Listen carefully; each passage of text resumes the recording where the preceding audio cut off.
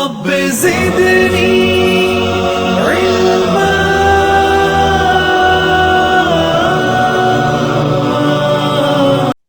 Sir. ठीक हो गया। आपको मेरी स्क्रीन नजर आ रही है? नहीं, स्क्रीन नजर नहीं आ रही मुझे। अच्छा, मैं शेयर करता हूं दोबारा से।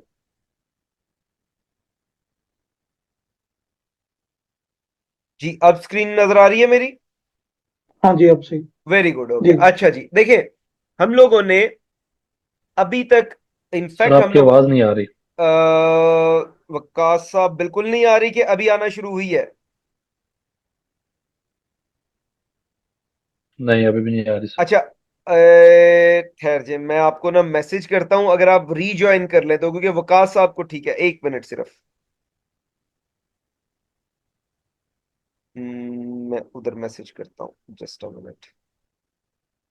वकास वसीम साहब, आपको ठीक आ रही है ना? हाँ जी, मुझे सही आ रही जी, है। मैं वकास साहब को कहता हूँ please rejoin.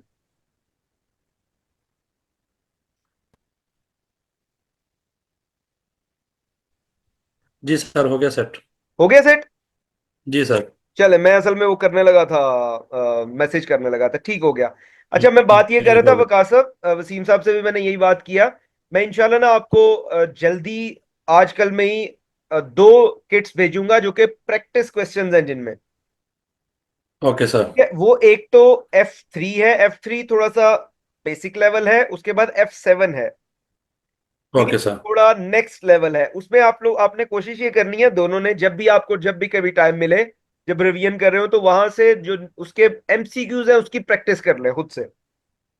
Okay sir. The सही। Reason is, if I will be like doing those MCQs over here, तो फिर जो कॉन्सेप्ट है वो डिलीवर नहीं हो सकेगा, ओके है सर। ना? तो वो, okay sir. That you have to do it on your own. अच्छा, अब हम लोग लेक्चर अपना स्टार्ट करते हैं। देखें, हम लोगों ने टिल लेक्चर 4, जो कि आज लेक्चर 5 है, we have covered a lot, to be very honest, ठीक है? We started with the conceptual framework, we studied all the important parts of conceptual framework, then we moved on to international accounting standards, we grouped it. हम लोगों ने कहा जी, conceptual framework में we studied 5 elements of financial statement, जिसमें assets, liability, equity, revenue और expenses पढ़े थे। एसेट्स जो है, that is the major part, जिसके ऊपर सबसे ज्यादा इंटरनेशनल अकाउंटिंग स्टैंडर्ड्स और आईएफआरएस है। तो हम लोगों ने क्या, बाकियों पे भी है लेकिन मेजर है, तो हम लोगों ने पहला ग्रुप बनाया कि एसेट्स जो है वो करंट होते हैं, नॉन करंट होते हैं। नॉन करंट में we have tangible, we have intangible. तो सबसे पहला ग्रुप जो हम लोगों ने हिट किया था, दैट वाज टेंजिबल। टेंजिबल में हम लोगों ने IS 16 पढ़ा, टेंजिबल में हम लोगों ने IS 20 पढ़ा, टेंजिबल में हम लोगों ने IS 23 पढ़ा, टेंजिबल का ही जब इंपेयरमेंट होती है हम लोगों ने IS 36 पढ़ा, हम लोगों ने IS 40 पढ़ा। ये 5 स्टैंडर्ड जो है हम लोगों ने पूरे के पूरे पढ़े हैं, जो कि टेंजिबल नॉन करंट एसेट्स में है। आज हम लोग इनटेंजिबल की तरफ मूव करते हैं, जो कि IS 38 है, नॉन करंट एसेट्स ही, लेकिन इनटेंजिबल का। Still we are in the group of non current asset, जिसमें अब इनटेंजिबल की तरफ जाएंगे। अब हम आहिस्ता आहिस्ता मूव करते जाएंगे, पहले नॉन करंट एसेट इंटेंजिबल आए, फिर करंट एसेट्स की तरफ मूव करते जाएंगे, ताकि हम लोगों के एक ग्रुपिंग जो है पूरी हो जाए। So today's international accounting standard is 38, जो पहला है। अगर मैं नटशेल में आपको इसको एक्सप्लेन करूँ ना, तो ये क्या कहता है, ये कहता है जी, टेंजिबल एसेट वो होता है जो कि फिजिकली सब्सटेंस हो, जिसका, जिसको टच किया जा सके। इनटेंजिबल वो होता है जिसे टच नहीं किया जा सकता। अब वो क्या होंगे, मैं सिर्फ नटशेल में पहले आपको समराइज करने लगा, फिर डिटेल पढ़ेंगे। वो कौन से होंगे? वो कहता है वो पेटेंट्स होते हैं, वो कॉपीराइट्स होते हैं, वो गुडविल होती है, लेकिन नॉट इंटरनली जनरेटेड। ये सारी चीजें, तो देखें, ये सारी चीजें वो होंगी जिसके लिए आपके पास सोर्स डॉक्यूमेंट अवेलेबल होंगे। पेटेंट्स होंगे, आपने रजिस्टर किए होंगे, कॉपीराइट्स होंगे, आपने रजिस्टर किए होंगे, गुडविल होगी, उसके लिए भी यू हैव सोर्स डॉक्यूमेंट। आपने जब एक कंपनी को एक्वायर किया, तो उसके नेट एसेट से ऊपर जितना आपने उसे पे किया, that is your, that is the goodwill you paid. And then consolidated financial statement में आप वो रिपोर्ट कर रहे हैं, तो for that you have the say that past records, that the source document you have। देखें, हम लोगों को कोई इंटरनेशनल अकाउंटिंग स्टैंडर्ड, कोई IFRS पढ़ते हुए 2 चीजों को जहन में रखना है कि qualitative characteristics of financial statements कहती हैं the information should be relevant and faithful. जो कि रिलायबल भी आती है, रिलायबल एंड फेथफुल। रेलिवेंट हो, जो कि डेफिनेटली हम लोगों ने उसको पढ़ा था, और फेथफुल हो, तो ये दोनों प्रेजेंट करनी है हम लोगों ने। तो वो कहता है ये जो गुडविल है, ये कॉपीराइट्स है, पेटेंट्स है, इनके लिए जो इन्फॉर्मेशन आप प्रोवाइड कर रहे होंगे वो फेथफुल इसलिए होगी। फेथफुल कब बनती है? जब वो पास्ट हो। Past information is always faithful, reliable होती है, क्योंकि उसमें दो नंबरी नहीं हो सकती, उसमें अनसर्टेनिटी नहीं होती, वो सर्टेन होती है। But there is a big chunk, जैसे हम लोग कहते हैं डेवलपमेंट कॉस्ट। अगेन मैं इसको अभी कुछ स्टडी करना नहीं शुरू हुआ, मैं सिर्फ नटशेल में इसको एक्सप्लेन कर रहा हूं। एक होती है डेवलपमेंट कॉस्ट। देखिए डेवलपमेंट कॉस्ट क्या है, हम लोग अगर एसेट की डेफिनेशन देखें तो एसेट की डेफिनेशन कहती है asset is a resource controlled by entity from which future economic benefit will inflow to the entity. Simple. अब एक प्रोडक्ट है जो आप डेवलप कर रहे हैं, जब तक तो वो डेवलप नहीं हुई, जब डेवलप हो जाएगी तब तो वो कॉस्ट ऑफ सेल्स में आएगी, डेवलप होकर सेल होगी, कमर्शलाइज हो जाएगी। लेकिन तब तक जब आप उसे डेवलप कर रहे हैं, वो इसलिए डेवलप कर रहे हैं, जितनी भी डेवलपमेंट कॉस्ट लग रही है वो इसलिए लग रही है कि वो आपको फ्यूचर में बेनिफिट देगी। तो वो कहता है डेवलपमेंट कॉस्ट को आपने कैपिटलाइज करना है। कैसे करना है अभी हम ये सारी चीजें पढ़ेंगे, और ये पूरे का पूरा जो आईएस है वो इसी चीज पे है, रिसर्च एंड डेवलपमेंट की कॉस्ट को कैपिटलाइज करना। कैपिटलाइज मींस उसको एसेट बना के बैलेंस शीट में लेके जाना है, या इनकम स्टेटमेंट में लाके आपने एक्सपेंस आउट करना है। इस पे बहस है सारी की सारी, ठीक है जी। हम इसको स्टार्ट करते हैं। वो कहते हैं जी non current assets are used within the business on an ongoing basis in order to generate revenue. Well, IS 38 intangible assets defines an intangible asset as identifiable non-monetary asset without physical substance. In particular, the key characteristics of an intangible non-current assets are it is resource controlled by entity, ठीक है, मैंने कहा it lacks physical substance, ठीक है, it is identifiable and separately distinguishable from goodwill. उसने goodwill से इसको अलग कर दिया। अच्छा, मैं आपको एक सजेस्ट करूंगा दोनों को, आप एक काम कीजिएगा, जब जब आपको टाइम मिले ना, आप ये जब पढ़ते हैं ना सारे आईएएस, जो अभी तक हम लोगों ने 5 पढ़ चुके हैं, ये छठा शुरू हुआ है, और आपका जो वो भी है कॉन्सेप्चुअल फ्रेमवर्क भी, आप खुद से अपने पास एक एक पेज की 1 पेजर बना लें हर आईएएस का, ठीक है, अपने लिए, कि what you have studied in that 1 pager. 1 pager हो जाए, हाफ पेजर हो जाए, that is for you only. अब वो होगा क्या, फॉर एग्जाम्पल अगर वसीम साहब आपने बनाया होगा ना वो 1 पेजर, तो वो आप ही उसके पीछे आपका माइंड होगा कि मैंने जो जो पॉइंट लिखे उसके पीछे क्या क्या एक एक पैराग्राफ था। वो सही। वकास साहब नहीं समझ सकेंगे, लेकिन जो वकास साहब बनाएंगे वो आप नहीं समझ सकेंगे, लेकिन आपके अपने एंड पे क्या होगा, by the time will be finishing this course, तो आपके पास कोई 20 पेजेस या 22 पेजेस होंगे जो कि that will be for life time with you. सही सर। ठीक है, और ये होगा क्या कि अगर हम कोर्स खत्म करने के बाद ये काम करें तो it will be hell of work, क्योंकि हम सारे बिजी हैं, सारे प्रोफेशनल हैं, it will be hell of work. But when you are doing it on weekly basis, हफ्ते के हफ्ते यू आर प्रिपेयरिंग इट, तो 1 पेजर बना लिया, साइड पर रख, ठीक हो गया। One two be very honest, मैं एक सच्ची बात बताऊं, आजकल तो ये चीजें बनानी मुश्किल नहीं है, आप एआई को देके बनवा सकते हैं 1 पेजर। लेकिन द पर्पज इज कि आपको खुद लिखने को इसलिए कह रहा हूं कि when you will be writing it, इसके पीछे पूरा पूरा वो पेज होगा जो कि आपके जहन में रहेगा, ठीक है जी। अच्छा जी, क्या कहते हैं, the basic principle of recognition of N intangible asset is in the financial statement is that asset meets definition of N intangible asset and recognition criteria. वो क्या है वो अभी हम लोग पढ़ते हैं।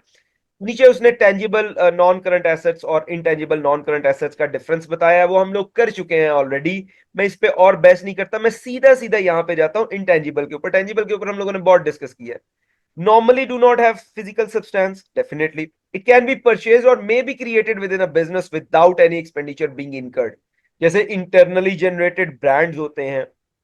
Purchased intangible non-current assets are capitalized. Generally, internally generated assets may not be capitalized. ये बहुत इंपॉर्टेंट लाइन है।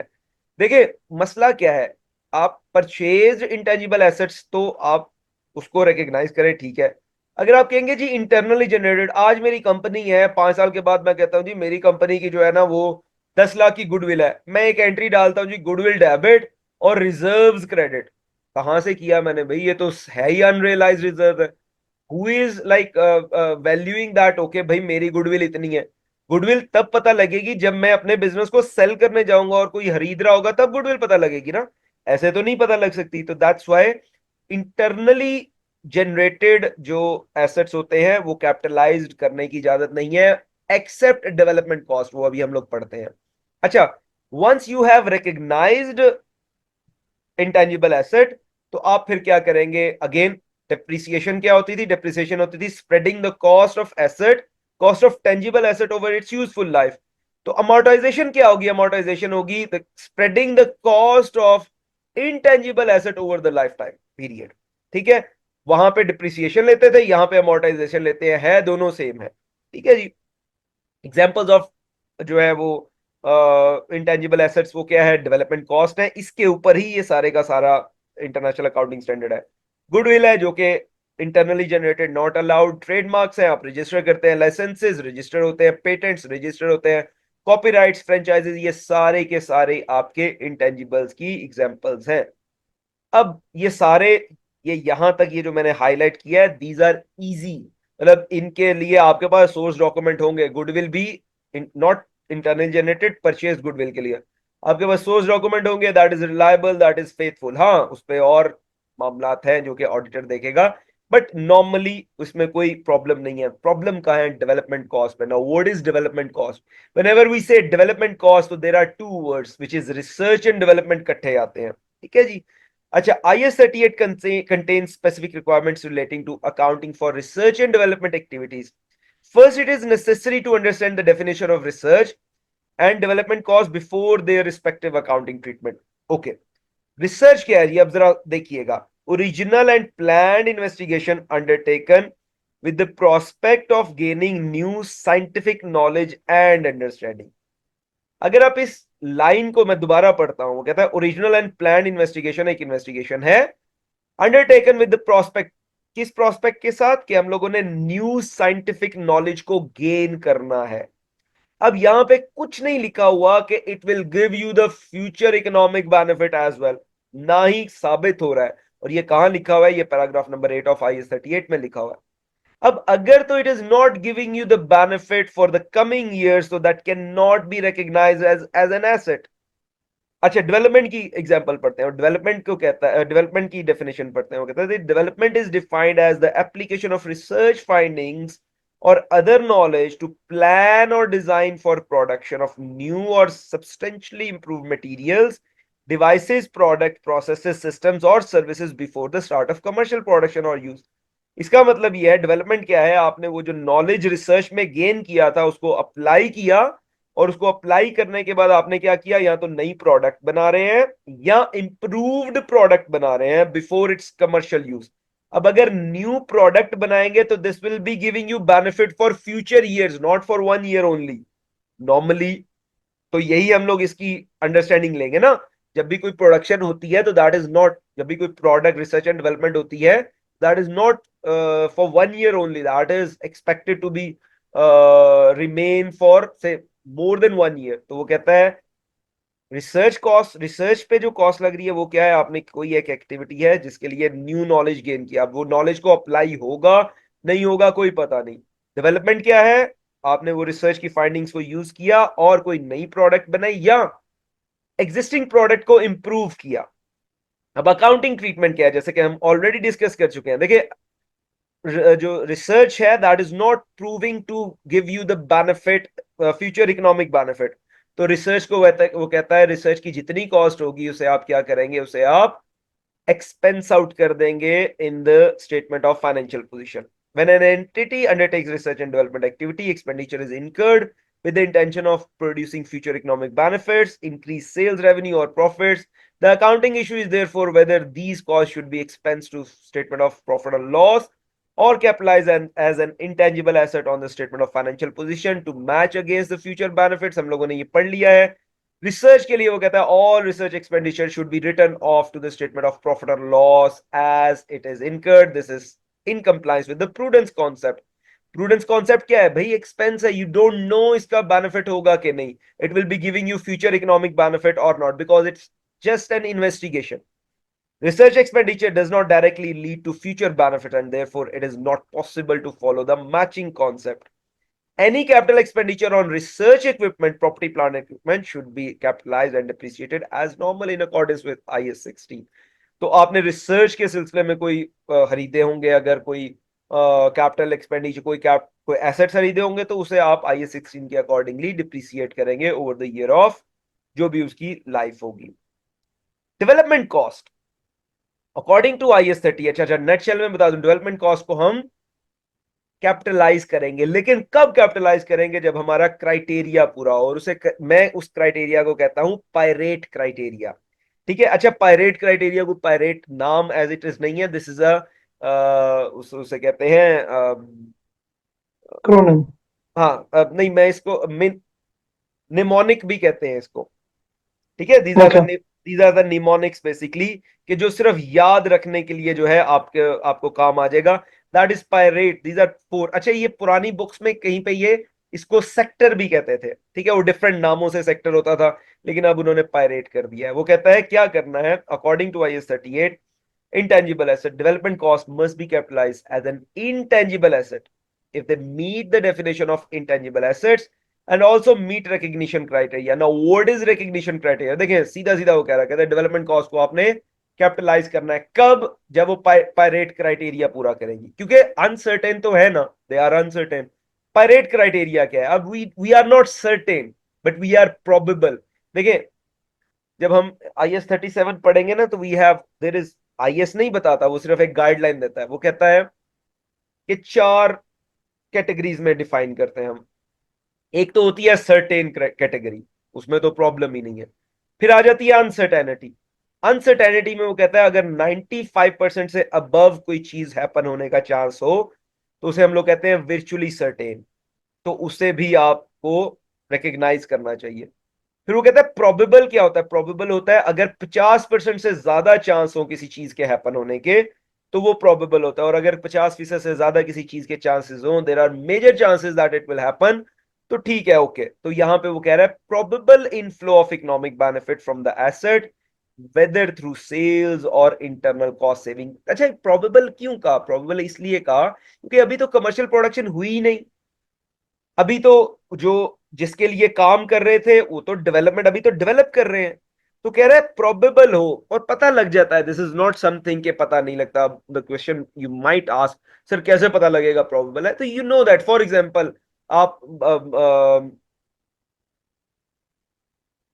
सॉरी टू से, मतलब I am giving this example कि आप एक मुस्लिम कंट्री में एक पोर्क का बिजनेस अगर खोलने जा रहे हो, तो you know that it will not gonna happen. ठीक है, there will be no inflows, there is possible inflows of economic, possible inflows होंगी फ्रॉम दैट, और शायद पॉसिबल भी ना हो, रिमोट हो, because in an Islamic country that pork work will not work. Yes, there will be some minorities as well जिनको respect करके आप वो pork business start करें, but that will not work there. ठीक है, so this is how the business, the managers, the directors, they know whether this is certain, virtually certain or probable. तो वो कहता है आपने अगर probable inflow of economic benefit होंगे पहला, दूसरा क्या है? intention to complete the asset and use it or sell it. Intention हो, ये कहां से पता लगेगी? डायरेक्टर्स की मीटिंग से। तीसरा, reliable measurement of development cost, आपके पास एक पूरा प्लान हो, फिजिबिलिटी हो। चौथा वो कहता है adequate financial and other resources to complete the project. ये नहीं बस प्रोजेक्ट शुरू कर दिया और आपके पास 3 साल बाद या 6 महीने बाद पैसे खत्म हो गए, आप कहते हैं स्टॉप कर दो। No, you should be having adequate financial and other resources as well. 4 हो गए। पांचवा, टेक्निकल फिजिबिलिटी हो to complete the asset so that it will be available for use और सेल। ऐसा ना हो कि आप कोई ऐसी चीज बना रहे हो जो कि टेक्निकली मार्केट में चलेगी नहीं। जैसे मैं एग्जांपल दे रहा हूँ, द सेलिंग ऑफ पोक इन द इस्लामिक कंट्रीज, तो उसके ऊपर कोई आप रिसर्च कर रहे हो, डेवलपमेंट कर रहे हो, तो फायदा ही कोई नहीं है। छठा, एक्सपेक्टेड टू बी प्रॉफिटेबल। देखिए एक चीज बड़ी इंपॉर्टेंट है, why we do business? We do business to earn profit. No one will do business to suffer the losses. हाँ, लॉस होना is unavoidable, that is there, हो सकता है, but no one will be going into the business to suffer the losses. ठीक है, तो expected to be profitable, वो profitable हो, the cost of the project will be exceeded by the benefits generated.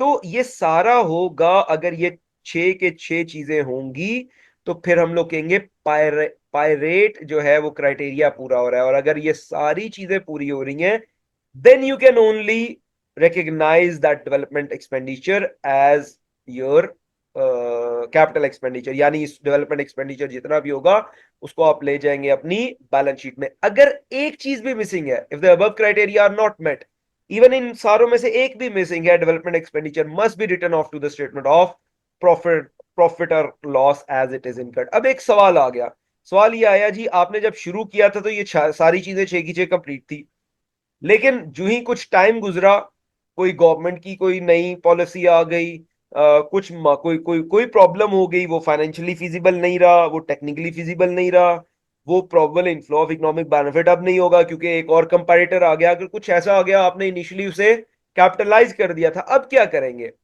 वो कहता है अब क्या करेंगे, जितना हो गया, बाकी के को फौरन से फौरन आप उसे एक्सपेंस आउट कर देंगे। इन केस एक दफा एक्सपेंस आउट हो गया तो वो वापस रीस्टेट होके एसेट में नहीं जा सकता, यही वो कह रहा है। वो कह रहा है जी, if the research expenditure has been treated as an expense, it cannot be subsequently be reinstated as an asset. Subsequent treatment of capitalized development expenditure, the asset should be amortized over the period that is expected to benefit. जैसे depreciation लेते थे वैसे amortization लेंगे। This ensures that costs are matched to the revenue in the statement of profit or loss. Amortization should commence with the commercial production and be charged over the period which the business expect to generate economic benefit. अच्छा, amortization कब से start होगी?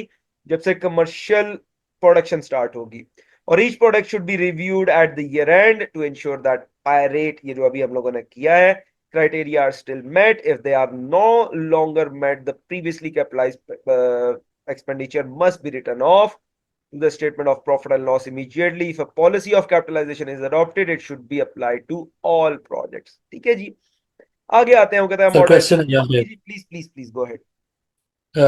Sir question ये है कि for example अगर वो means जब स्टार्ट किया था at that time pirate was accurate and everything is okay, okay, but after some reason that means development is not feasible, ठीक है so expense after that one we will do the expense, that one okay, that one will go to the profit and loss. Ji ji. But what will be the treatment after stop of the development, means what capital expenditure जो हम कर चुके हुए हैं उस asset को हम keep करेंगे या amortization करके खत्म करेंगे, या उसका ट्रीटमेंट क्या होगा? नहीं नहीं, the same time if the pirate criteria is not being met, जितना भी राइट ऑफ। एक्सपेंडिचर जितना भी एक्सपेंडिचर आपने कैपिटलाइज किया होगा उसे राइट ऑफ कर देंगे स्टेटमेंट ऑफ प्रॉफिट एंड उस लॉस में लाके।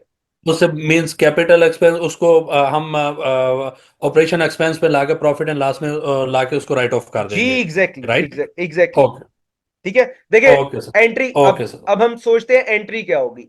एंट्री होगी एक्सपेंस डेबिट हो जाएगा और कैपिटलाइज जो एसेट था डेवलपमेंट जी, कॉस्ट वो क्रेडिट हो कैपिटलाइज, जाएगी। यस सर, ओके ठीक है, सर, क्रेडिट हो गया, वो खत्म हो गया ओके, और वो एक्सपेंस में आ गया प्रॉफिट एंड लॉस में। ठीक हो ओके सर, गया, अच्छा जी। क्योंकि again okay, that's very important कि हम लोगों को हर चीज की एंट्री भी पता हो, बीइंग जितने भी हम लोग सीनियर हो जाएं, but again everything goes to debit and credit because accounting goes on debit and credit.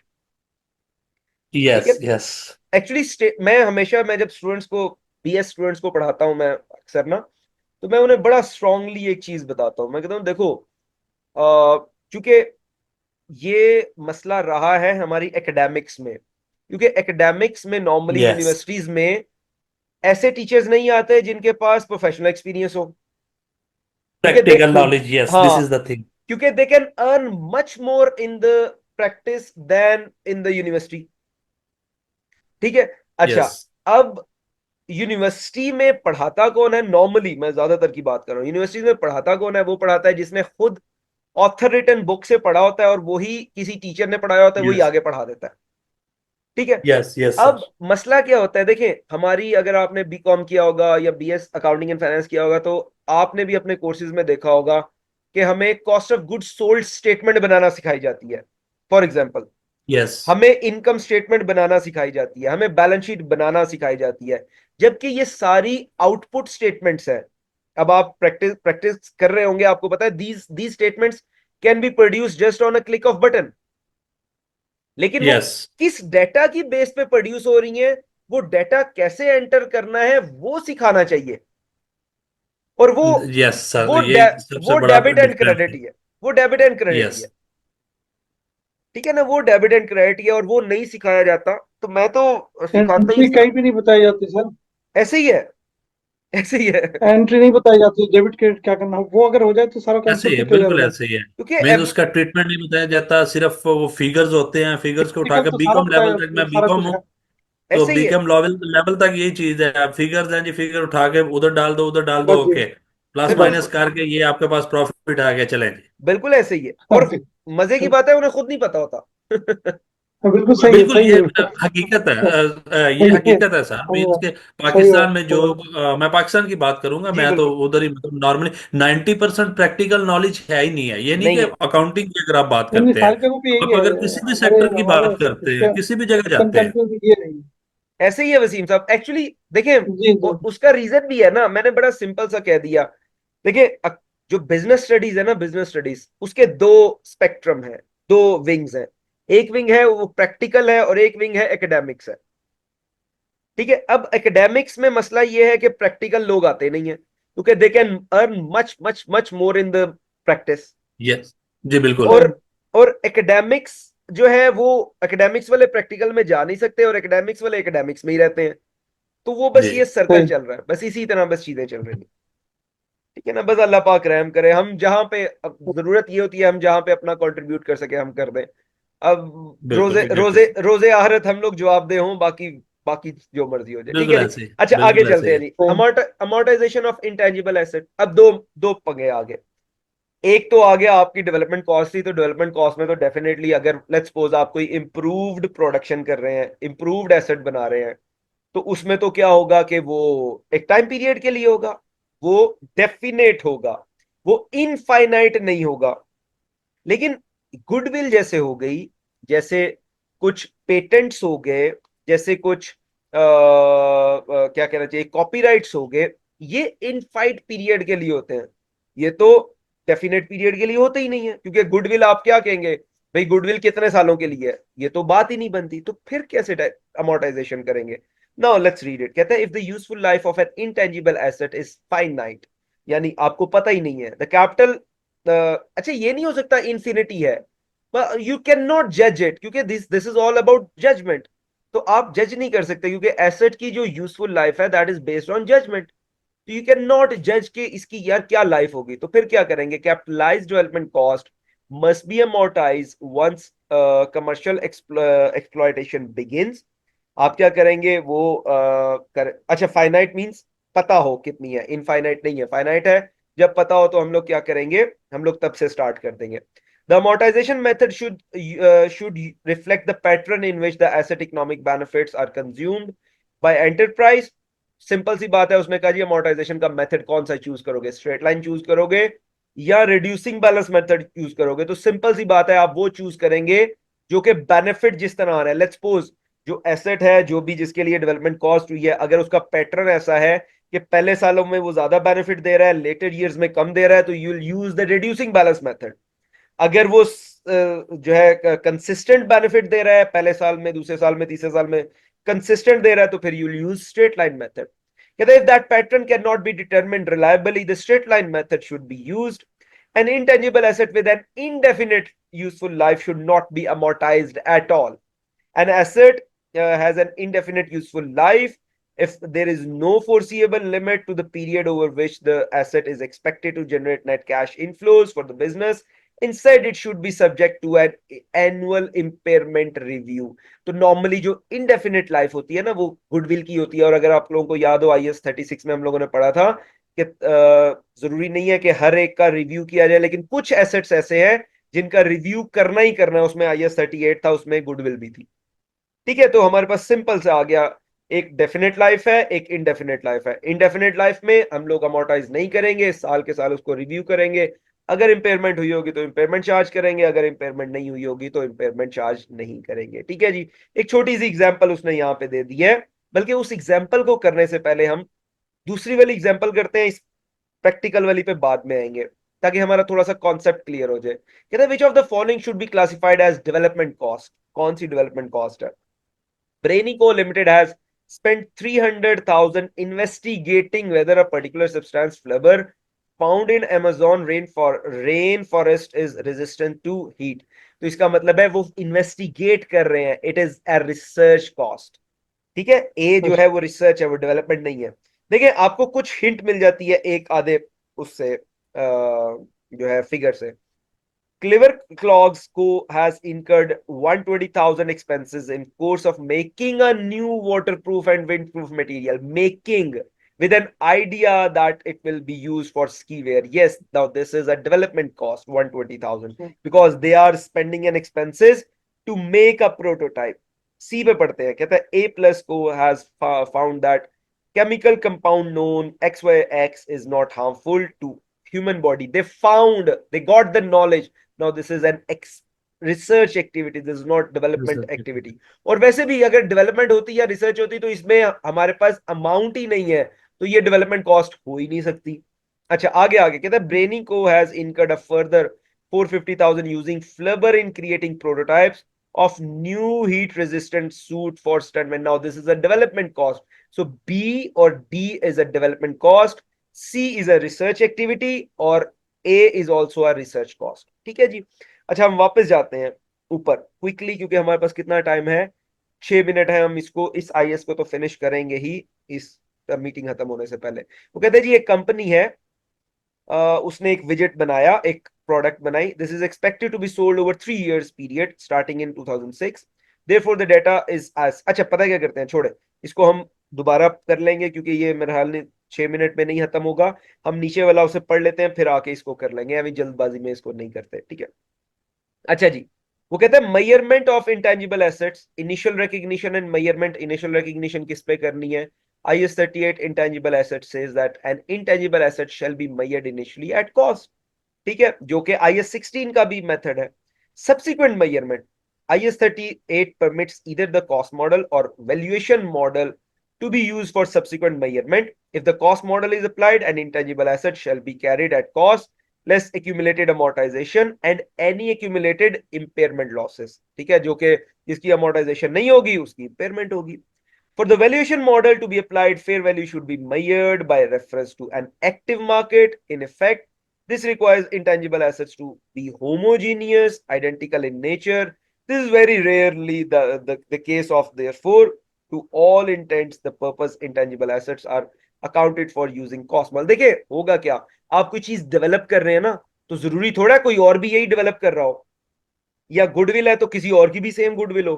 तो इट इज रेयर कि आपको फेयर वैल्यू मेथड आप यूज कर सके, क्योंकि आपको मार्केट उसके जो फेयर वैल्यू होती है ना, दैट इज कॉल्ड, IFRS 13 में लिखा हुआ है कि फेयर वैल्यू क्या होती है। फेयर वैल्यू होती है it is between market participant on arm length price. Like जैसे हम लोग मोबाइल लेने जाते हैं, हम कहते हैं भाई कितने का, वो कहता है इतने का, हम पैसे देते हैं उससे मोबाइल ले लेते हैं ना, this is a fair value. हाँ उसमें डिस्काउंट वगैरह चलता है, लेकिन फेयर वैल्यू ये आपने पैसे दिए, उसने मोबाइल दिया, दिस इज आर्म लेंथ उसके ऊपर है।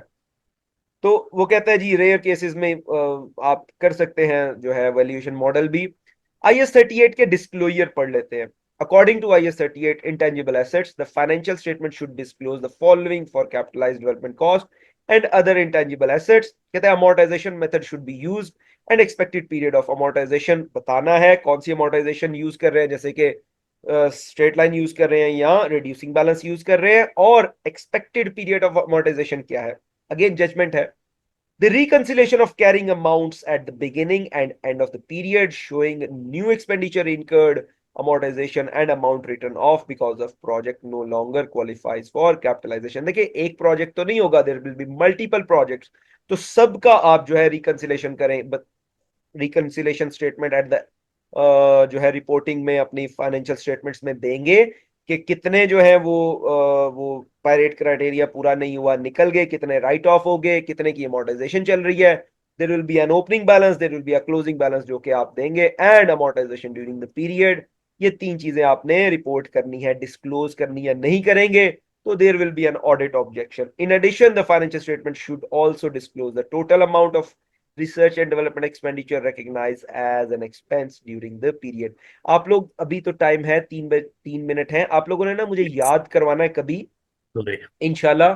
मैं ना ये तो खत्म होगा, हम आधा घंटा सिर्फ रखेंगे मेन जो है ना ऑडिट के ऊपर भी, ठीक है, सिर्फ आधा घंटा, क्योंकि IFRS and audit are combined.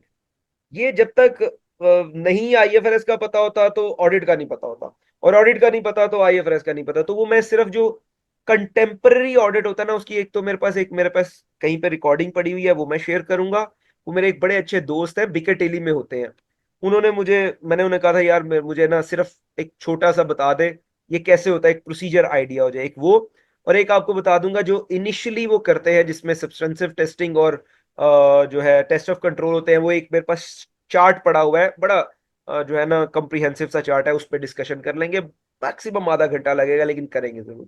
ठीक है जी, अभी हमारा रह क्या गया है, अभी हमारा ये क्वेश्चन रह गया, वो हम लोग करेंगे जब नेक्स्ट मीटिंग में आते हैं। 7 एक मिनट लगेंगे, इंशाल्लाह वापस आते हैं, ठीक है। ठीक है सर। ओके जी, अल्लाह हाफिज। तो ब्रेक से जाने से पहले हम लोग बात कर रहे थे इंटेंजिबल एसेट्स की। ठीक है, आवाज मेरी आ रही है आपको होपफुली। तो इंटेंजिबल यस सर। एसेट्स में हम लोगों ने IS 38 में सिंपल नटशेल में अगर मैं बात करूं तो हम लोगों ने पढ़ा था कि there are intangible assets which will be capitalized, specifically development cost if it fulfills Pirate criteria, and research cost will be expensed out in statement of profit and loss for that period. In case that Pirate criteria later on does not fulfill, कोई एक issue हो जाता है, तो फिर आपकी जितनी भी कैपिटलाइज कॉस्ट होगी उसे आप फौरन के फौरन ले आएंगे, उसमें प्रॉफिट एंड लॉस में लेके आके एक्सपेंस आउट कर देंगे। अच्छा, वंस कैपिटलाइज तो देन अमोर्टाइजेशन होगी। अमोर्टाइजेशन होगी अगर डेफिनेट पीरियड होगा तो अमोर्टाइजेशन होगी, और अमोर्टाइजेशन किस मेथड से होगी? अगर तो कंसिस्टेंट बेनिफिट है तो स्ट्रेट लाइन, अगर कंसिस्टेंट बेनिफिट नहीं है तो then reducing balance method, reducing line कहना चाहिए, then it should be according to the benefit gained by from that development cost. अच्छा जी, हम लोग क्वेश्चन कर रहे थे, bright spark limited is developing a new product, the widgets. This is expected to be sold over 3 year period starting in 2006, यानी 2006 से उसकी commercial production start होगी। अच्छा जी, the forecast data is as follows. Net revenue from other activities जो कि 400, 500, 450, 400 है। Net revenues from विजेट जो कि उसने कहा 2006 से स्टार्ट होंगे, 450,000, 600,000 एंड 400,000, ये थाउजेंड ऊपर है, ठीक है जी। कहते हैं डेवलपमेंट कॉस्ट जो कि 2005 तक कंप्लीट या 2015 तक कंप्लीट हो चुकी हैं, that is 900,000। Show how the development cost should be treated if the costs do not qualify for capitalization and the costs do qualify for capitalization and also amortize on straight line basis। इसका मतलब हम 3 काम करेंगे। एक तो बिल्कुल ही वो नहीं कर रहा, जो है क्वालिफाई कर रहा कैपिटलाइजेशन के लिए, पहली बात।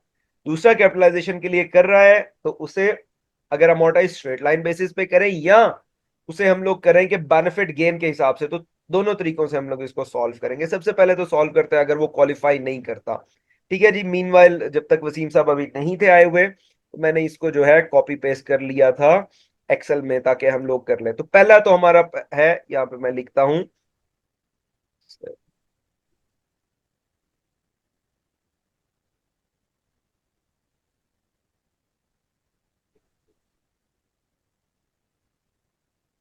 if do not qualify, if don't qualify, ठीक है जी। क्या क्वालिफाई नहीं कर रहा? यानी वो पायरेट क्राइटेरिया के लिए क्वालिफाई नहीं कर रहा। तो फिर हम लोग क्या करेंगे, सारे की सारी जो डेवलपमेंट कॉस्ट है उसको एक्सपेंस आउट करेंगे, ठीक है। एक्सपेंस आउट कब करेंगे? एक्सपेंस आउट करेंगे in the year it was, ठीक है जी। In the year it was तो 2015 में था। तो हम लोग यहाँ पे क्या होगा, चूंकि ये एक्सट्रैक्ट है ना, ठीक है, ये सारा नहीं है, तो एक्सट्रैक्ट ऑफ, बल्कि मैं इसको ऊपर ही लिखता हूं, एक्सट्रैक्ट है ये सारे का सारा।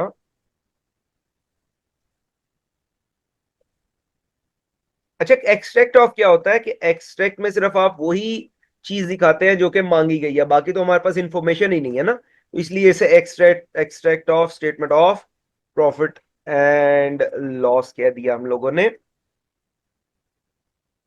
अच्छा जी, वो कितना हो गया? चूंकि डेवलपमेंट कॉस्ट है, ये स्ट्रेट फॉरवर्ड आ जाएगा। डेवलपमेंट कॉस्ट को हम लोग माइनस कर देंगे। तो पहले साल में जो कि हमें गिवन इंफॉर्मेशन है उसके अकॉर्डिंगली क्या होगा कि हम लोग, अगर मैं फॉर्मूला लगाऊं, जरूरत नहीं है फॉर्मूला लगाने की, दिस प्लस दिस, क्योंकि ये रेवेन्यू है, माइनस दिस वन, एंटर करेंगे क्योंकि यहाँ पे 0 है, तो हमारे पास 500 आ गया। इसको भी मैं 0 करता हूँ, इसको भी मैं 0 तो नहीं होना चाहिए क्योंकि है ही नहीं है, लेकिन हमारे पास हो चुके फॉर्मूला है, 0 करता हूँ। ठीक है जी, तो इसको मैं ड्रैग कर लूंगा। तो ये हमारे पास जो पहले साल की इंफॉर्मेशन होगी वो ये होगी कि हमारे पास पहले साल के अंदर सारे का सारा एक्सपेंस आउट हो जाएगा, बाकी सालों में जो आ रहा होगा उन सालों में कुछ नहीं रहेगा, अगर that doesn't qualify for sector criteria.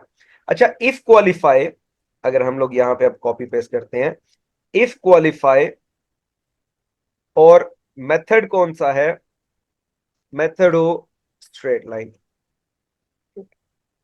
ठीक है, तो स्ट्रेट लाइन मेथड क्या है, वो कहता है 3 साल तक बेनिफिट देगा। तो 3 साल तक बेनिफिट देगा तो यहां पे कुछ भी नहीं आएगा। ठीक है, यहां पे अब 3 साल है तो 900 है तो 300, 300 एंड 300 आ जाएगा। और ये क्या होगा, ये डेवलपमेंट कॉस्ट नहीं होंगी, यहां पे मैं लिख दूंगा लेस डेवलपमेंट कॉस्ट, और यहां पे क्या होगा, यहां पे अमोर्टाइजेशन होगी। ठीक है, लेस अमोर्टाइजेशन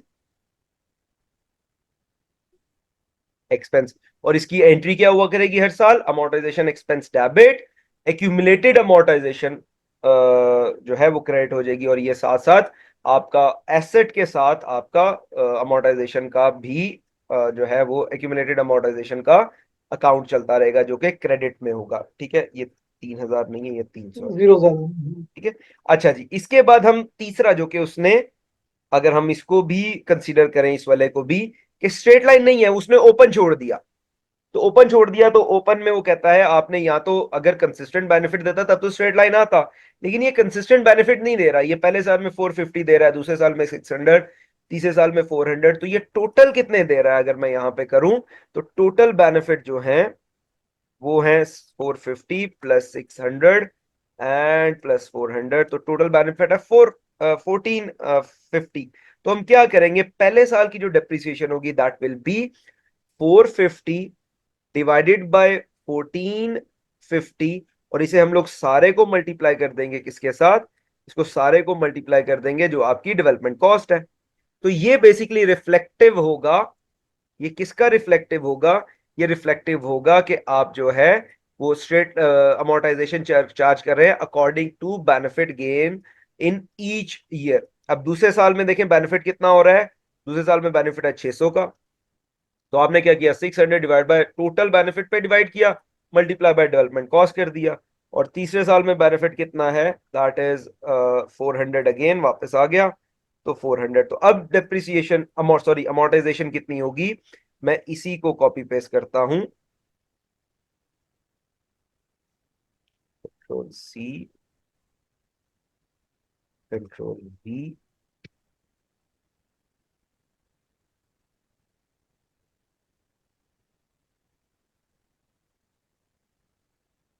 ठीक है जी। तो आपके पास अमोर्टाइजेशन, इसको मैं एक format number no decimal place, ठीक है जी, आपके पास अमोर्टाइजेशन कितनी आ गई, यहां पे भी मैं इसको जस्ट अ मिनट सेल पर, पहले साल की डेप्रिसिएशन आपकी आ गई 279, दूसरे साल की कितनी होगी जी, इक्वल का साइन मैंने दबाया, एंटर किया, Sorry, इसको पहले मैं कॉपी पेस्ट कर लूं,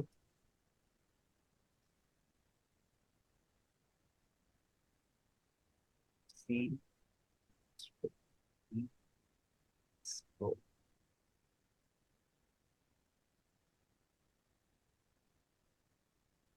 दूसरे साल की जो अमोर्टाइजेशन आ जाएगी वो 372 आ जाएगी, और तीसरे साल की जो है हमारे पास कंट्रोल सी,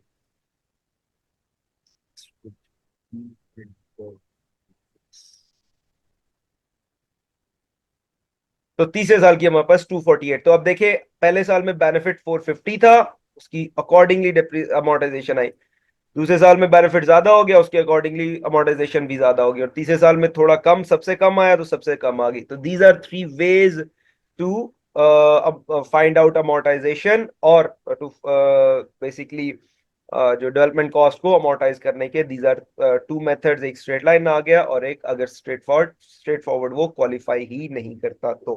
ठीक हो गया जी। अच्छा जी, आगे चलते हैं। अब हमारे पास नॉर्मली जो बेसिक जो टेंजिबल एसेट्स और नॉन करंट एसेट्स है उसका ग्रुप हमारे पास खत्म होता है। अब हम शिफ्ट करते हैं नॉन करंट से करंट एसेट्स की तरफ। ठीक है, जिसमें सबसे आसान और सबसे इंपॉर्टेंट है IS2। ठीक है जी, सबसे इंपॉर्टेंट भी है, सबसे आसान भी है, क्योंकि हर जहां जहां पे इन्वेंट्री होगी, चाहे वो रॉ मटेरियल्स इन्वेंट्री हो, चाहे वर्क इन प्रोसेस इन्वेंट्री हो, चाहे फिनिश गुड इन्वेंट्री हो, वहां पे IS2 अप्लाई होगा ही होगा। ठीक है, अब अगर हम इन्वेंट्रीज की बात करें तो इन्वेंट्रीज जो हैं वो अगेन मैंने अभी बोल दिया 3 किस्म की होती हैं। That can be raw materials, that can be work in process, that can be finish goods. अगर एक मर्चेंडाइजिंग जो बिजनेस है, जो कि ट्रेडिंग है, उसमें क्या होगा, उसमें सिर्फ और सिर्फ फिनिश गुड्स होंगी। ठीक है, अगर एक मैन्युफैक्चरिंग बिजनेस है तो वहां पे 3 किस्म की होंगी, रॉ मटेरियल्स वो भी इन्वेंट्रीज है, वर्क इन प्रोसेस या वर्क इन प्रोग्रेस वो भी इन्वेंट्रीज है, और फिनिश गुड्स वो भी इन्वेंट्रीज है। तो डिपेंड करता है कि कौन सा बिजनेस है और कहां पे चल रहा है। ठीक है जी। अच्छा, अगेन नेटशेल में अगर मैं बात करूं तो एक लाइन है IS2 की, बाकी तो कहानियां है सारी। ठीक है, एक लाइन है। क्या लाइन है? वो कहता है इन्वेंट्री, गौर से सुनिएगा, कहता है inventory should be valued at lower of cost और NRV। हम अभी फाइंड आउट करेंगे क्या करना है। आपने कॉस्ट भी फाइंड आउट कर लेनी है इन्वेंट्री की, और NRV भी फाइंड आउट कर लेनी है।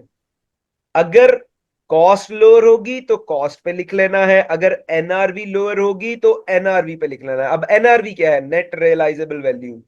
NRV इज बेसिकली कि अगर आप मार्केट में उस इन्वेंट्री को सेल करते हैं, अगर बेचते नहीं है, अगर आप उसे सेल करते हैं, तो उसे सेल करने के बाद करने के लिए जो आपके एक्सपेंसेस लगते हैं उसको अगर माइनस करते हैं तो दैट इज योर NRV, यानी expected selling price minus expected selling expenses.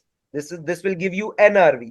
तो वो कहता है आप दोनों फाइंड आउट करेंगे हर साल के एंड में, कॉस्ट भी और NRV भी। अगर NRV कम है तो आप उसे NRV पे रिकॉर्ड करेंगे। अब देखिए, अगेन हमारा मकसद है इसकी एप्लीकेशन समझना।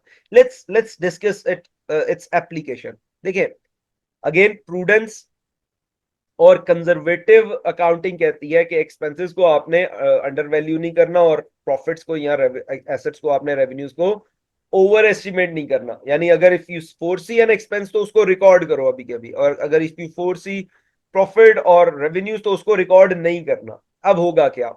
आपके पास इन्वेंट्री थी, आपने इन्वेंट्री खरीदी। लेट्स सपोज मैं बात करता हूं, आपने एक बिजनेस था लैपटॉप खरीदता था और आगे बेचता था। ठीक है, उसने लैपटॉप खरीदे, उसने पर लैपटॉप, लेट्स सपोज मैं एग्जांपल ले रहा हूं, उसने एक लैपटॉप खरीदा 2000 का, उसकी कॉस्ट 2000 की है। अभी हमने कॉस्ट भी डिस्कस करनी है कि इन्वेंट्री की कॉस्ट में आता क्या क्या है। तो उसने 2000 दिरहम्स का एक लैपटॉप खरीदा, उसके पास 100 लैपटॉप थे। अब वो, उसके पास इन्वेंट्री थी एट द ईयर एंड। हुआ क्या, ईयर एंड होने से पहले ही नया लैपटॉप की एक मॉडल आ गया, जो उसके पास मॉडल था उससे अपग्रेडेड मॉडल आ गया। अब 2000 तो उसकी कॉस्ट थी, लेकिन जब उसने NRV कैलकुलेट की तो उसे पता लगा कि मार्केट में ये वाला लैपटॉप बिक ही 1900 का सकता है, प्लस उसके ऊपर सेलिंग एक्सपेंडिचर भी लगाने पड़ेंगे, तो उसके पास जो नेट रियलाइजेबल वैल्यू है वो तो 1800 की आएगी। अगर वो फ्यूचर में इस इन्वेंट्री को बेचेगा तो उसके पास तो 1800 आएगा, लेकिन उसने अपने पास रिकॉर्ड किया हुआ है कि 2000 की कॉस्ट है। तो अब उसके पास दो ऑप्शन है, या तो अभी के अभी उसे कॉस्ट पे ही रिकॉर्ड करे 2000 का, और इस साल ठीक है गुड बेनिफिट एंजॉय कर ले, और अगले साल में लॉस आ जाएगा, जो कि लॉस फोर्स ही हो रहा है, कंफर्म है कि लॉस होना ही होना है, क्योंकि कॉस्ट आपकी 2000 है, NRV उसकी 1800 पे चलेगी 1800 की, तो 200 पर इन्वेंट्री लॉस होना ही होना है। एक तरीका तो यह है कि आप उसे डिले करके आगे ले जाए। दूसरा तरीका क्या है, जो कि अकाउंटिंग कहती है रेलिवेंट और रिलायबल रिजल्ट्स देने हैं, जो कि आज आपको पता लग रहा है रेलिवेंट है कि आपकी इन्वेंट्री तो इतने की रही नहीं है। ठीक है, तो आप आज ही उसका लॉस बुक करें, आप आज ही जो है वो उसको रिड्यूस करें, इन्वेंट्री को क्रेडिट करें, और एज एन एक्सपेंस अपने statement of profit and loss में उस नुकसान को लेके जाएं। कैसे जाएगा?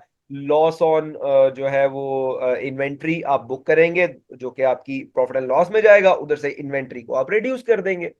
इन्वेंट्री, क्योंकि इन्वेंट्री डेबिट होती है, आपके पास एसेट होता है, तो इन्वेंट्री को क्रेडिट कर देंगे, उधर से लॉस बुक कर देंगे डेबिट करके अपनी प्रॉफिट एंड लॉस में। ठीक है जी। और वो कहता है अगर ऐसा हो रहा है तो आज के आज आपने करना है, और अगर नहीं किया होता तो इस पे ऑडिटर का सबसे पहला ऑब्जेक्शन इसी पे आता है।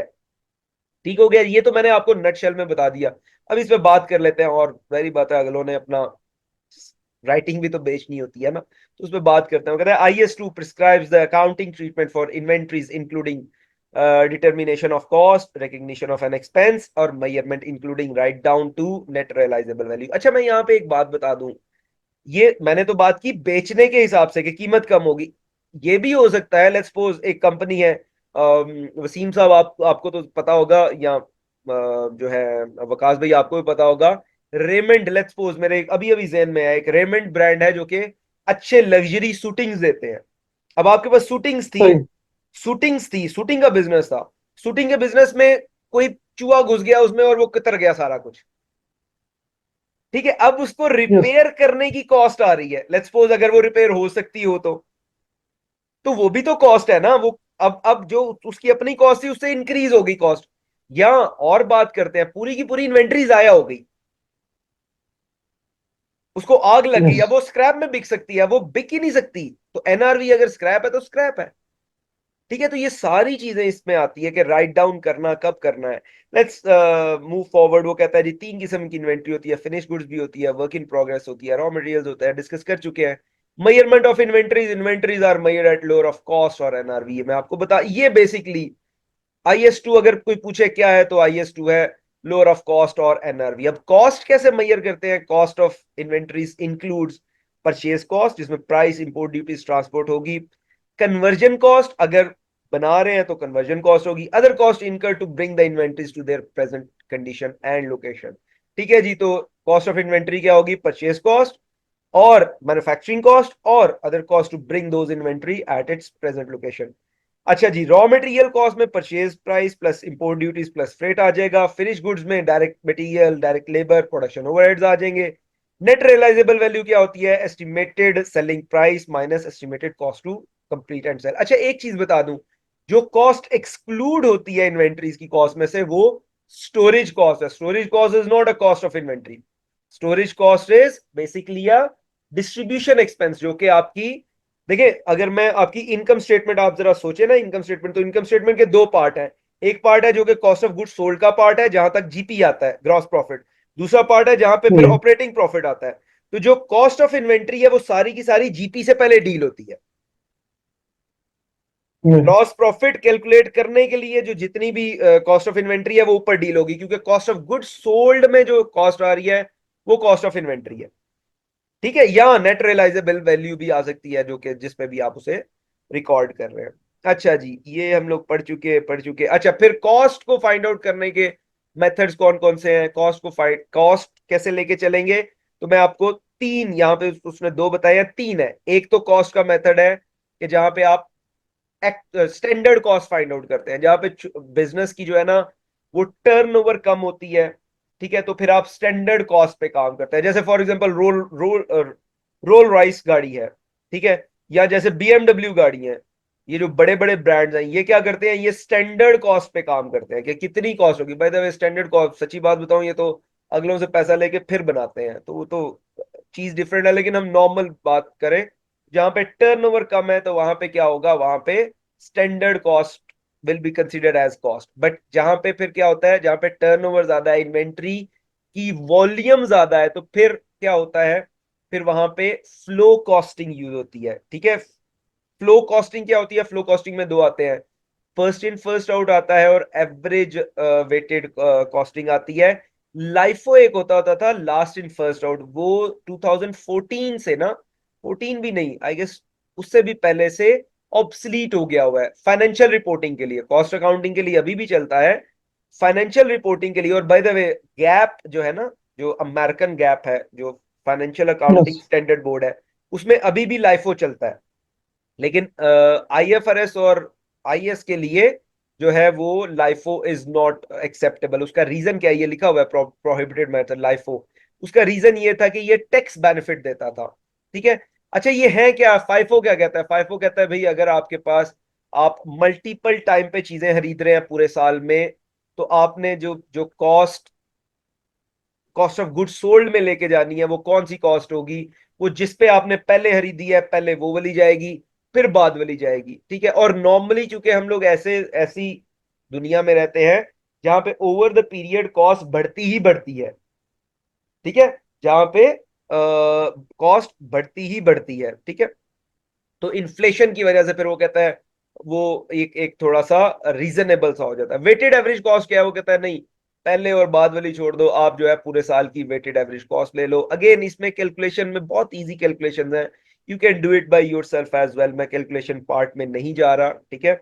डिस्क्लोजर रिक्वायरमेंट पे अगर जाएं तो आईएस 2 क्या कहता है? Entities must disclose accounting policies, cost formula use के कॉस्ट कैसे डिराइव हो रही है, carrying amount of inventories classified as merchandise, work in process, raw materials, amount of inventories recognized as an expense, cost of sales, और write down to NRV अगर कोई write down किए हैं। की एक्सक्लूजन क्या क्या इसमें नहीं आता? बायोलॉजिकल एसेट IS 41 अभी हम पढ़ेंगे, वो नहीं आता। फाइनेंशियल इंस्ट्रूमेंट्स नहीं आते, वो इंशाल्लाह नेक्स्ट लेक्चर हमारा होगा। कंस्ट्रक्शन कॉन्ट्रैक्ट्स इसमें नहीं आते। इसकी समरी क्या है? मेजरमेंट होगी कॉस्ट, लोअर ऑफ कॉस्ट और NRV। कॉस्ट कंपोनेंट्स में purchase plus conversion plus other आता है, जिसमें स्टोरेज कॉस्ट नहीं आती। कॉस्ट जो है वो स्टैंडर्ड कॉस्ट या फाइफो या एवरेज कॉस्टिंग पे होगी, नो लाइफो। डिस्क्लोजर्स में आपने पॉलिसीज, क्लासिफिकेशन और राइट डाउन्स बताने हैं इफ एनी। ठीक है जी। ये IS2 बहुत सिंपल है लेकिन बहुत इंपॉर्टेंट है, बहुत सिग्निफिकेंट है, क्योंकि हर ये ऑर्गेनाइजेशन में बहुत इंपॉर्टेंट चैप्टर है ये तो। जी जी जी बहुत इन्वेंट्री इंपॉर्टेंट ना। है, हर जगह पे अप्लाई जी। होता है। मैं इसके ना आपको सेंड करूंगा प्रैक्टिस क्वेश्चंस। ये तो बड़ी से बड़ी कंपनी में जहाँ ह्यूज इन्वेंट्री मेंटेन की जाती है, जहाँ जी पे सप्लाई बिल्कुल चेन बिल्कुल। एंड और इन्वेंट्री का पूरा और स्पेशली फिर वहां पे जो है ना, वो ये NRV वाले बड़े केस होते हैं, जी क्योंकि आपको किस पे रिपोर्ट करना है, कॉस्ट पे। और यहीं पे बेसिकली ना फिर अर्निंग्स मैनेजमेंट का भी काम आता है, कि कैसे अर्निंग्स जी को यहाँ पे मैनेज किया जा सकता है। वो इंशाल्लाह हम फिर किसी दिन डिस्कस करेंगे। मैं क्विकली मूव कर रहा हूं IS 41 पे, अगेन जो करंट एसेट्स की रेंज में आता है। ठीक है। करंट एसेट्स की ही रेंज में आता है। Let's read it. वो कहता है, एक सेकंड के लिए मैं इंटरप्ट करूँ सर? नहीं नहीं, please please go ahead. 1 second में इंटरप्ट करूँ। जी जी जी। इसमें इस पूरे IS2 के अंदर ऐसी कोई गाइडलाइन, मतलब इसमें पूरे में क्या स्पेसिफिक गाइडलाइन है जिस तरह इन्वेंट्रीज हमारी जैसे हम मेंटेन कर तो रहे हैं? I mean it's carrying let's say 5 billion, 20 million, ठीक है। 40 मिलियन की इन्वेंट्री हमारी। उसमें डिफरेंट आइटम्स है, कंज्यूमेबल्स एंड अदर, कंज्यूमेबल छोड़ के सब इन्वेंट्री आइटम्स जो भी है हमारे। ठीक है। उसके अंदर बहुत सारी ऐसी इन्वेंट्री होती है, चीजें होती है जो पड़ी हुई हैं, मतलब सालों साल। बिल्कुल बुक्स के अंदर हमने लिया हुआ है, बस कैरी कर रहे हैं उसको, उसके उसके ऊपर कॉस्ट के ऊपर। तो उसको अगर हमने निकालना है रिव्यू के अंदर, रिव्यू करके क्या भाई ये पुरानी हो गई, ये नॉन यूजेबल है, इसको किस तरह बिल्कुल। उसको डिस्पोज ऑफ करना है, या कोई गाइडलाइन है इसके अंदर? तो ये गाइडलाइन यही है ना, देखें आप हर साल के एंड में आप उन इन्वेंट्रीज की कॉस्ट तो आपके पास है, उसकी NRV निकाल लें। ठीक है। ये अब जी जी बोलिए। ये एक ये स्पेसिफिक है या फिर इन जनरल, नहीं नहीं, या क्या सकते हैं? ये स्पेसिफिक है। Only you have to specific है। रिपोर्ट ईदर ऑन कॉस्ट और NRV। मतलब जबकि देर इज नो थर्ड जी। वे। हम्म। अब फॉर एग्जाम्पल, हम एक एग्जाम्पल, हम हवाई एग्जाम्पल लेते हैं, मैं एग्जैक्टली कोट नहीं करने लगा। ठीक है। लेट्स सपोज मेरी एक एंटिटी है जिसमें मैंने इन्वेंट्री खरीदी थी, कुछ तो चल रही है, कुछ 2-4 साल से पड़ी हुई है।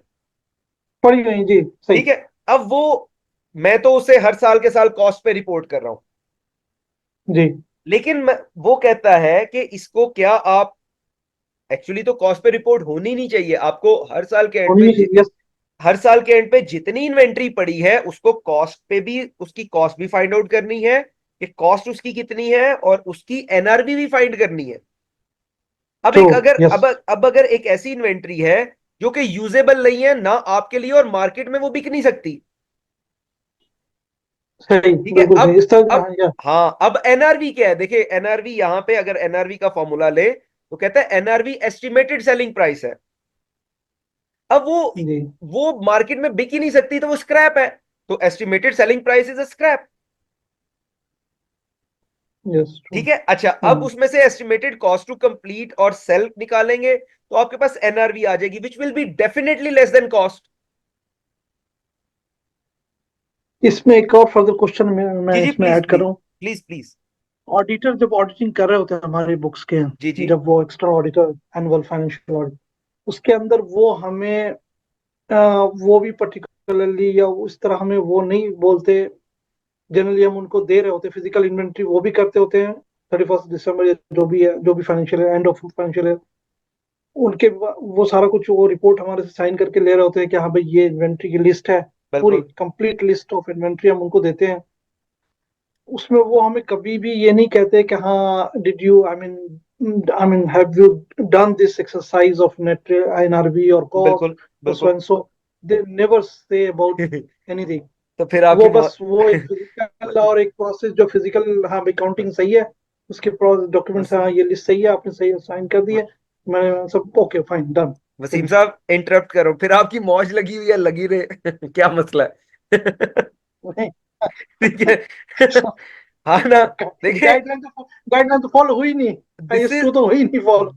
This is IS2 and which straight forward. वो कहता है हर साल के एंड पे आपको मेजरमेंट इन्वेंट्री की करनी है कॉस्ट और एनआरवी के ऊपर।